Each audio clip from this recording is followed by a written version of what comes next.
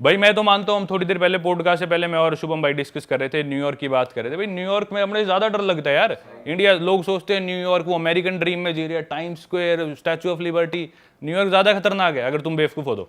सही बात है भाई, और गंदा भी ज्यादा है इंडिया से भाई। ज्यादा मेट्रो स्टेशन देख लो उनके। मेट्रो स्टेशन देख लो भाई। एक ना इंस्टाग्राम पे पेज है, उसका नाम है सबवे क्रिएचर्स, SUBWAY क्रिएचर्स। वो ना न्यूयॉर्क मेट्रो के सीन्स दिखाता है। अपने शायद दिल्ली मेट्रो में एक कोई लड़की थी छोटे कपड़ों में आ गई, कितना हुआ बना था कि छोटे कपड़ों में ऐसे कैसे आ गई मेट्रो में, रिस्पेक्ट नहीं करी इंडियन कल्चर को। भाई वो पेज जाके देखना, तुम्हें सच्चाई पता चलेगी। कई लोग, मैं बताता हूँ ना, मेरी बातें मानते नहीं लोग। भाई मेट्रो स्टेशन में जाके मेट्रो चलती मेट्रो के अंदर पॉटी कर रहे हैं। क्या? हाँ भाई, पेज पे देखो, मेरे खुद आंखों देखी चीजें है तो मैंने मेरी आंखों से देख रखा है। एक आदमी लेके आया टब, एक लेके आया एक जार में पानी। वो टब सा खोला, मेट्रो में लोग बैठे, सीट पे बैठे, एकदम से उस टब पे खड़ा हो गया और अपना वो जार उठाया और खुद के ऊपर पानी डाल लिया। फिर कपड़े उतारे, वही पानी उठा के नहाने लग गया मेट्रो के अंदर। ये होता है भाई। अच्छा, यहाँ पे दो चीजें आती हैं। एक तो जैसे आपने बोला पॉटी कर रहे हैं, वो होमलेस लोग हैं। लेकिन ये जो आपने बोला शार लेने वाला, कुछ लोग कंटेंट के लिए भी कर रहे हैं। कंटेंट नहीं भाई, वो क्रेजी है लोग, कंटेंट वाले भी है, पर ना काफी लोग ड्रग ही होते हैं ना, ड्रग एडिक्ट्स है, दिमाग मेंटली अनस्टेबल है, हिपी टाइप हो गए। हिप्पी भी कह लो। पर वो ना जिस तरह डिप्रेशन इतना यार, कम्युनिटी लिविंग है नहीं अपने तरह। अपने तो परिवार वाले संभाल लेते हैं, दोस्त रिश्तेदार संभाल लेते हैं, अकेले रहते हैं बिल्कुल आइसोलेटेड। थोड़ा सा भी दिमाग फिर गया, सेटिंग छोड़गी तो वो गर्लफ्रेंड छोड़गी तो चले जाते हैं। सही बात है। फिर वो अपने नशे करते हैं, वो लाइफ से बिल्कुल ऑफ ट्रैक हो लेते हैं। भाई गन्स वगैरह भी तो आसानी से मिल जाती है वहां पे, हर किसी को, कोई भी ले सकता है शायद। हर स्टेट के लॉज अलग है। कुछ स्टेट्स में तो ऐसे सीधा वॉलमार्ट पे जाओ, ठीक है मेरे को दे दे एक ब्रेड का पैकेट और एक बंदूक दे दे, जाके ले आओ, ऐसा सिस्टम है। तो हर स्टेट के, न्यूयॉर्क के थोड़े से स्ट्रिक्ट है, पर न्यूयॉर्क में भी मिल जाती है। और वहाँ गन खरीदो तो कितने की आएगी वैसे? भाई गन मैंने खरीदी नहीं यार कभी, पता नहीं, गन का मुझे आइडिया नहीं। अच्छा, लेकिन टूरिस्ट लोग थोड़ी खरीद सकते हैं। नहीं, टूरिस्ट नहीं ले सकते, आप वहाँ के सिटीजन होने चाहिए। एग्जैक्ट नहीं, मैंने सब पूछा कि आपको पता हो कि कोई नहीं, वो मैंने नहीं, पर अपने से तो सस्ती होंगी ऑब्वियसली। सबवे में वहाँ पे एक और चीज होती है भाई, मेट्रो जैसे आ रही है ना, तो कोई आदमी मेट्रो के पास खड़ा नहीं मिलेगा। अपने वो पीली पट्टी होती है, वो भी अपन क्रॉस करके खड़े हो जाएंगे, ड्राइवर को यूं कर देंगे हाँ इधर लगा। वहाँ ऐसे नहीं, वहाँ खड़े होंगे 10 फुट पीछे। ये नहीं कि वो सिविलाइज्ड है, ये क्योंकि वो डरते हैं। क्योंकि कई लोग क्या करते हैं, जो दिमाग से पागल है, मेट्रो आ रही है किसी को भी, वो दिमाग से पागल है, धक्का दे देंगे, वो मेट्रो से भिड़ के मर जाते लोग। तो ऐसे बहुत कॉमन है इंसिडेंट्स। मैं पहले दिन खुद आगे खड़ा, मैं सोच रहा है लोग पीछे क्यों खड़े।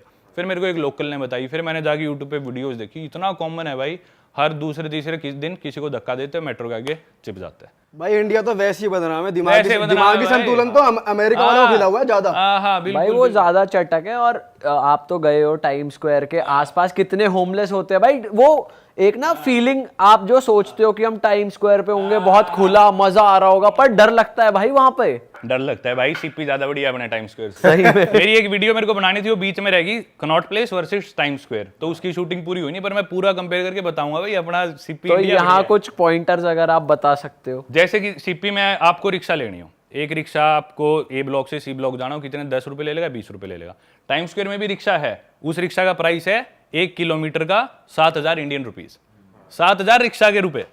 तो वो एक ही पॉइंटर था। सीपी में आपको रात को जैसे पार्टी करनी है तो कुछ भी आपको 11-12, वीकेंड है तो शायद 1 बजे तक आप बार्स में बैठ सकते हो। टाइम स्क्वायर में 11 बजे ऑलमोस्ट सब डेड हो लेता है। और मेरी खुद आजमाई हुई चीज़ है ये, आपको दारू लेनी हो तो दिल्ली में आप ब्लैक में कहीं से दारू ले लो। हम टाइम स्क्वायर में थे एक बारी, एक मेरा इंडिया से दोस्त आया था, तो वो बोला टाइम स्क्वायर घुमाइयो। इंस्टाग्राम पे हम दोस्त थे, वो भी क्रिएटर था एक, तो मेरे को थोड़ा आइडिया था अमेरिका का, न्यूयॉर्क में ज़्यादा रहा हूँ, तो मैं बोला तुझे आज मैं घुमा के लाता हूँ। तो लेकिन रात को हम गए तो पब्स वगैरह में, एक आयरिश पब था, हमें कहीं एंट्री नहीं मिली क्योंकि हमारे पास फिजिकल आईडी नहीं थी। उन्होंने नया रूल बना दिया, फोन में आईडी नहीं दिखानी, फिजिकल आईडी चाहे आप इंडिया का आधार कार्ड दिखा दो, चाहे नकली हो, बस दिखाना है एक बार। वो हमारे पास थी नहीं, तो हमने सोचा चलो भाई सड़क पे एक बियर ले लेते हैं। 11 बजे के बाद दुनिया की सबसे पॉपुलर कंट्री, दुनिया की सबसे पॉपुलर सिटी न्यूयॉर्क का डाउनटाउन टाइम स्क्वायर, उसके बाद हमें कहीं बियर नहीं मिली, कोई सुपरमार्केट नहीं, कुछ भी नहीं, कहीं बियर ही नहीं मिल रही। तो किस बात की नाइट लाइफ वहां पे, वो बोलते हैं the city that never स्लीप्स, New York के लिए बोलते हैं। सही बात भाई 11 बजे के बाद किसी दुकान पे जाके, या तुम मुझे दारू लेके दिखा दो, ना ब्लैक में ना किसी दुकान में। एंड में एक कोई बार था, उसमें हमने रिक्वेस्ट करके घुसे बिना आईडी के, वो भी 2-2:15 बजे बंद हो गया, तो वहां हमने 2-4 बियर पी, जो किया। भाई आप में मैंने एक वो देखी है, आपको बड़ा थ्रिल आता है कि किसी भी जैसे डेंजरस जगह है, मार काट वाली जगह है, तो आप वो जरूर एक्सप्लोर करते हो। Dangerous city, most dangerous city, यहाँ पे ये होता है, यहाँ पे तो, और आप होते अकेले हो। अकेले, हाँ। तो भाई डर भाई डर तो देखो लगता है, सबको लगता है, ह्यूमन टेंडेंसी है, डर सबको लगता है। पर मेरा हमेशा से यूं रहा है कि ना कॉमन जगह नहीं जाना, कन्वेंशनल जगह पे नहीं जाना जिधर हर आदमी जा रहा है। जैसे इंडियंस यूजुअली थाईलैंड चले गए, यूरोप चले गए, मेरा यूं था कि मैं स्टार्ट ही अलग करूंगा, ऐसी जगह जाऊंगा जिधर कोई जाता ही ना हो।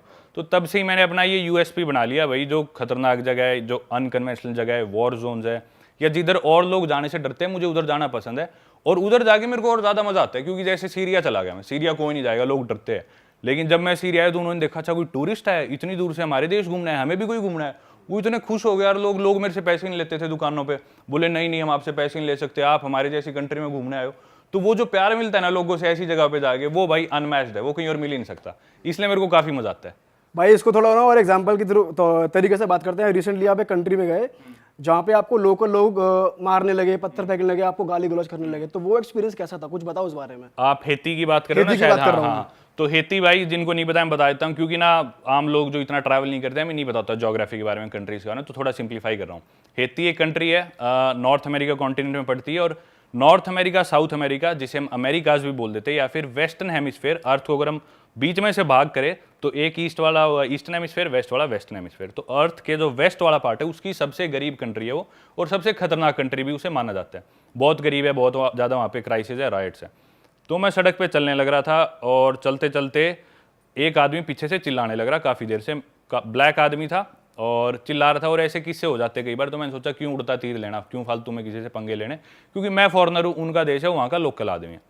मैं चलता गया, वो पीछे से फिर चिल्लाया जा रहा है। मैं अपने आप को रिकॉर्ड कर रहा हूँ, हालांकि रोड्स काफ़ी गंदी है और साफ़ सुथरा नहीं था इतना। वो चिल्लाया जा रहा है, पर 10-15 मिनट होगी, वो मेरे नज़दीक आ गया।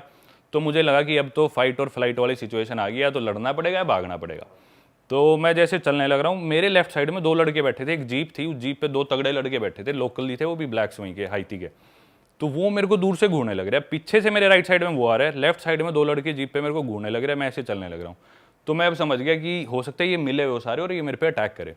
वो मेरे को घूर रहे हैं, मैंने फ़ोन जेब में डाल लिया, रिकॉर्डिंग बंद कर दी कि अब कुछ भी हो सकता है। और वैसे से दिल भी मेरा धक धक, मेरा उनसे आई कॉन्टैक्ट दूर से होने लग रहा है। मैं उनके नज़दीक आया, एकदम से उनमें से एक को इंग्लिश आती थी, वो बोला नाइस मसल्स ब्रो। तो मैं समझ गया वो ये मेरी तारीफ करने के लिए देख रहे थे कि ये तो अपनी साइड है, अगर रोड़ा हो भी गया तो अब कोई दिक्कत नहीं है। तो मैं समझ गया अब दिक्कत नहीं है। मैंने उन्हें ओवरटेक करा, चलते चलते मैंने उन्हें थैंक यू बोला, मर्सी बोला, उधर फ्रेंच बोलते हैं और क्रियोल बोलते हैं। तो पीछे से वो फिर भी शांत नहीं, उसने देख लिया 2 इससे बात कर रहे, फिर भी वो नहीं रुका। मैं चलता गया, फिर मैंने कैमरा निकाल के अपनी रिकॉर्डिंग कंटिन्यू रखी। वो पास आया, वो चिल्लाने लग गया मेरे पे। फिर मैंने सोचा भाई अब तो इसे देखते हैं। मैंने देख लिया ये अकेला है, मुझे ये भी दिख गया इसके पास हथियार नहीं है, साइज में मैं उसके डबल था ऑलमोस्ट। तो मैंने सोचा अब तो मैं इसे ले लूंगा लपेटे में। वो पास आया, मैं बोला हाँ क्या सिस्टम है तेरा। मैंने बढ़िया उसे धमकाया इंग्लिश में, मैंने उसे गाली नहीं दी क्योंकि उसने गाली नहीं दी थी। उसने मेरे पे हाथ नहीं उठाया, मैंने नहीं उठाया, तो मैंने उसे धमकाया बढ़िया इंग्लिश में। उसके पास गया, जब मैं पास आया तब उसने देखा कि भी ये तो साइज में डबल है मेरे से, दूर से उसे पता नहीं चल रहा था। तो मेरे यहाँ तक आ रहा होगा, वो 5.25 साढ़े 5 फुट का होगा, मैं 6.5 फुट का लगभग। तो वो डर गया एकदम से, वो फिर एकदम बिदक गया, नहीं ये वाई आर यू रिकॉर्डिंग। मैं बोला भाई मैं अपनी वीडियो बना रहा हूँ, तेरी थोड़ी बना रहा हूँ, तेरे को क्या दिक्कत है, मैं चाहे कुछ करूँ, तू प्रेसिडेंट है इस देश का जो मेरे को बताएगा कि इधर रिकॉर्डिंग ना कर, कौन है तू, पुलिस वाला है, तेरा क्या सिस्टम है। तो कर करके बोला नहीं you know better than me, I am sorry, do whatever you want to. वो डर गया और उसे धमका के फिर मैं आ गया। तो भाई ये इंसिडेंट था जो आप बात कर रहे थे। पर भैया अगर इतनी तुम्हें प्रॉब्लम है कि मैं गंदगी दिखा रहा हूँ तो अपना देश साफ कर लो भाई। लोग इंडिया के भी तो गंदगी दिखाते हैं, है तो हमारी गलती है, साफ करो इसे।